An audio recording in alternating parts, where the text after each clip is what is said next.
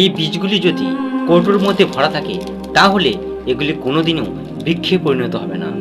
অর্থাৎ এই কৌটোটা হলো এই বীজের কমফোর্ট জোন। কিন্তু এই বীজগুলি যখন এই কৌটার থেকে বেরিয়ে কোনো মাটিতে পড়বে এবং সেখানে তারা যত্ন পাবে, তখন তারা একটা বিশাল বৃক্ষে পরিণত হবে। ঠিক তেমনই আপনি একবার এই বীজের সাথে নিজেকে তুলনা করুন। একটা বীজের মধ্যে একটা বিশাল বৃক্ষ হওয়ার ক্ষমতা থাকে। ঠিক তেমনই আপনার মধ্যেও জীবনে বিশাল সফলতা অর্জন করার এবং নিজেকে বিশাল গ্রো করার পোটেনশিয়াল থাকে।